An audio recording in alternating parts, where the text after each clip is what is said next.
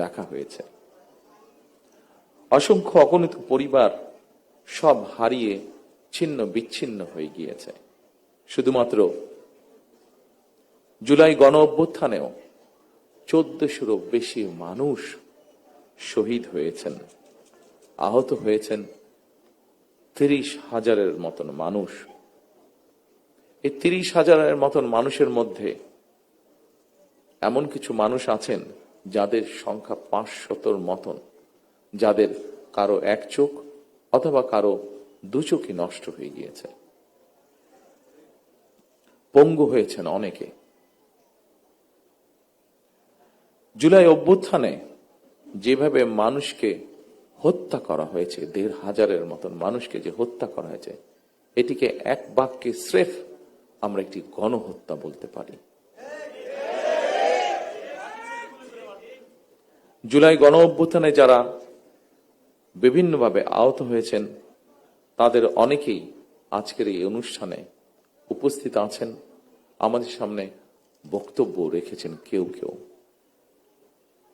অনুষ্ঠানে অংশগ্রহণকারী আহতদের যারা বক্তব্য রেখেছেন তাদের কষ্টের কথাগুলো আমরা শুনেছি।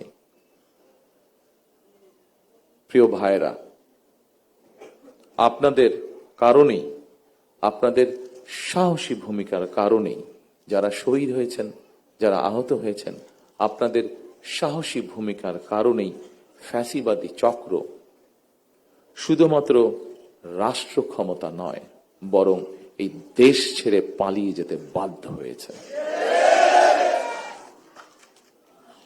2024 সালের 19 আগস্ট আমি আপনাদের ভূমিকার কথা স্মরণ করে একটি বক্তব্য রেখেছিলাম।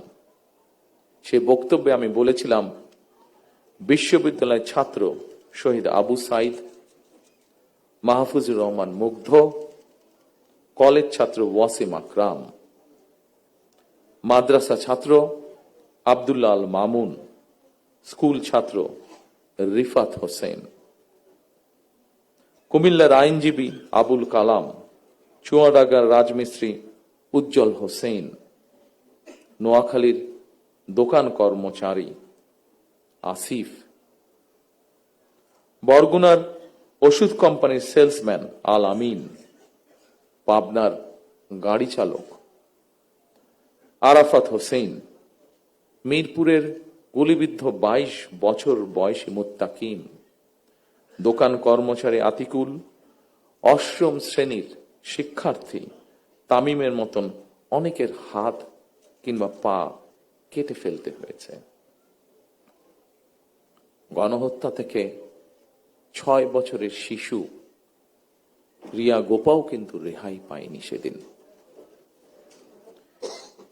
এক বক্তব্যে হয়তো আমরা সকলের নাম বলতে পারবো না, এত মানুষ শহীদ হয়েছেন, এত মানুষ আহত হয়েছেন।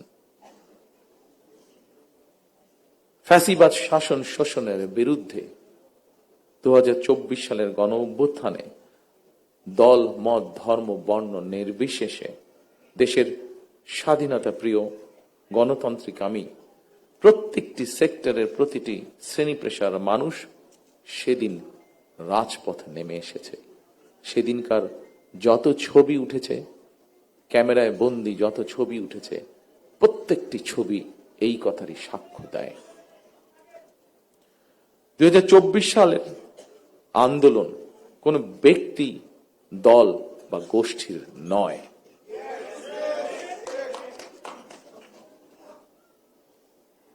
সম্মানিত উপস্থিত শহীদ পরিবারের সদস্যবৃন্দ, সম্মানিত জুলাই যোদ্ধারা, এই আন্দোলন ছিল সত্যিকার অর্থেই অধিকার হারা গণতান্ত্রিক মানুষের গণ আন্দোলন। এ কারণেই আমি বলি 1971 সাল ছিল স্বাধীনতা অর্জনের, 2024 সালের আন্দোলন ছিল দেশ এবং জনগণের স্বাধীনতা রক্ষার।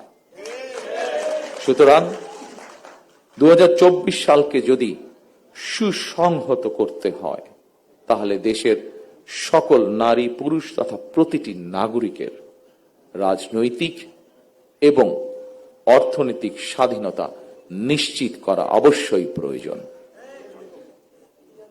যারা স্বাধীনতা রক্ষার আন্দোলনকে দলীয় স্বার্থ রক্ষার আন্দোলনে পরিণত করতে চায়, তাদের সম্পর্কে স্বাধীনতা প্রিয়, গণতান্ত্রিকামী প্রিয় মানুষকে অবশ্যই সজাগ থাকা জরুরি।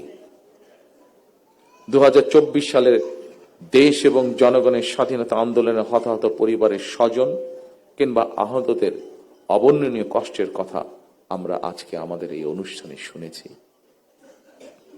তাদের এই কষ্ট কোনো কিছু দিয়ে মোচন করা সম্ভব নয়, কারণ আমিও জানি স্বজন হারানোর বেদনা কতটুকু। কোনো কিছু দিয়ে এই কষ্ট মোচন করা যায় না। তবে দুইভাবে আমরা গণ অভ্যুত্থানে আহতদের ক্ষতিপূরণ দেওয়ার চেষ্টা করতে পারি। এক, রাষ্ট্রীয় উদ্যোগে তাদের সর্বোচ্চ চিকিৎসা নিশ্চিত করা। দুই, সম্মানিত উপস্থিতিবৃন্দ, আগেই বলেছি আমি যে উদ্দেশ্য নিয়ে এই সাহসী মানুষগুলো রাজপথে নেমে এসেছিলেন, রাষ্ট্র এবং সমাজ সেই উদ্দেশ্য বাস্তবায়ন করা, অর্থাৎ মানুষের রাজনৈতিক অধিকার, প্রত্যেকটি দল মত নির্বিশেষে প্রত্যেকটি মানুষের রাজনৈতিক এবং তার যোগ্যতা অনুযায়ী তার অর্থনৈতিক অধিকার নিশ্চিত করা। দীর্ঘ 1.5 দশকের বেশি সময় ধরে ফ্যাসিবাদ বিরোধী ধারাবাহিক আন্দোলন এবং 2024 সালে ফ্যাসিবাদ বিরোধী আন্দোলনে বীর শহীদ এবং আহত এবং হতাহতদের প্রতি রাষ্ট্রের অবশ্যই দায়িত্ব রয়েছে। একটি দায়িত্বশীল রাজনৈতিক দল হিসাবে বিএনপি সেই দায়িত্ব অনুভব করে, যার কথা একটু আগে আমি এবং আজকের অনুষ্ঠানের সভাপতি সাহেব উল্লেখ করেছেন আপনাদের সামনে। জনগণের রায় বিএনপি রাষ্ট্র পরিচালনার দায়িত্বে পেলে অবশ্যই পর্যায়ক্রমিকভাবে আমরা আমাদের সেই দায়িত্ব, সেই অঙ্গীকার, সেই প্রতিশ্রুতি আপনাদের সামনে এবং দেশের মানুষের সামনে ইনশাআল্লাহ পূরণ করব।